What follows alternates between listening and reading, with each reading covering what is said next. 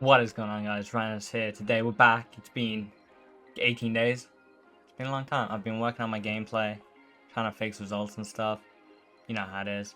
But got some 4-2-2 tactics fresh off the block.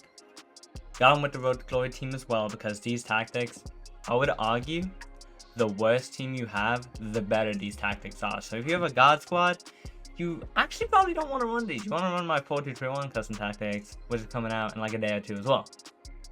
But if you got like a mill or less team, if you got a team like this or worse, or even if you have like Mbappe name, like you can cheese with Mbappe name, like, it's crazy, bro, right? But so this is all about the 1-2s between the strikers, quick counter attack, true ball, in on goal, it's light. Okay, that's basically the whole thing. Show some gameplay at the end. Two main things you gotta remember: one, driven pass from CDMs to strikers, and then once you do that, LBA pass between the two strikers. When one center back reaches, play the true ball, you're in on goal, it's light, it's done.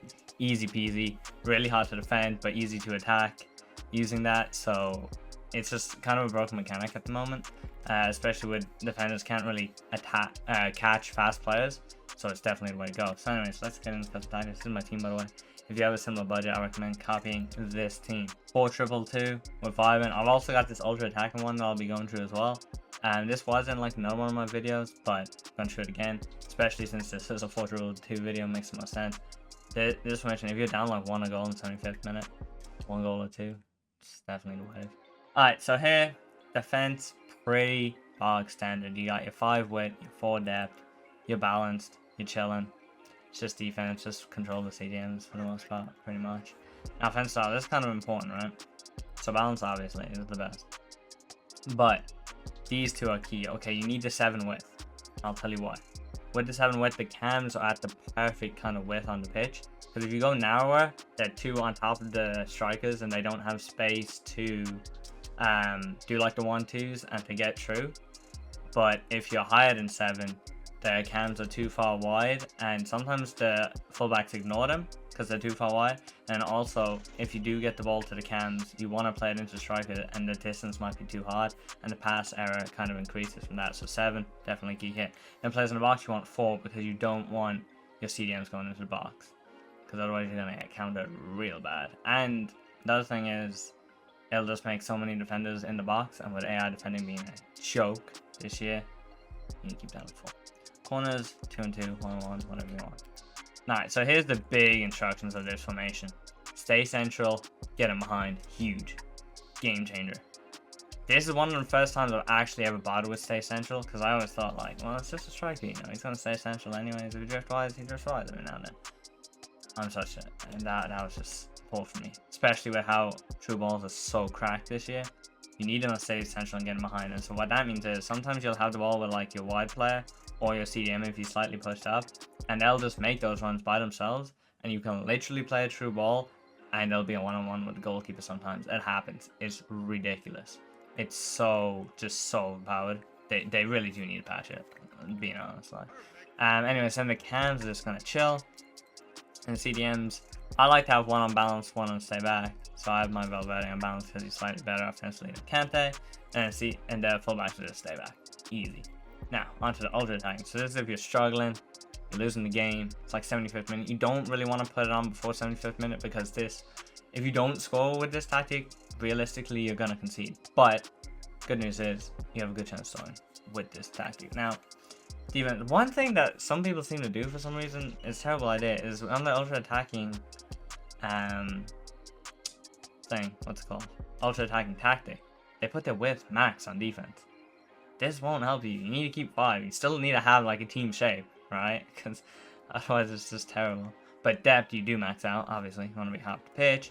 Fast build up, self-explanatory. You're desperate for a goal. Width is on 5, and so the main reason I do this here is because you have fullbacks as well, which you'll see later. So the fullbacks go out wide, so you actually want the cams to tuck in a bit. Hopefully that makes sense. Plays in the box, 7, because at this stage I'm just everybody get in the box. I just need luck, whatever, to like somehow just somebody get a goal, I don't know. And then I just max out these just for the sake of it. Then instructions, this is big, right? So you just want to stay forward on the cams, so they act as you have a front 4 basically. And so the strikers aren't on stay forward because in fast build-up, if you have them on stay forward or get in behind, you'll notice I don't have get in behind either. They run offside, so don't do that. Defensively, I'm sticking with the same with like Kante and Valverde, Fiven, and like say like while attacking. And center backs, but then on fullbacks you have balance, like I said, so they kind of go past the cams. Oh wait, yeah. Alright, let's roll some gameplay.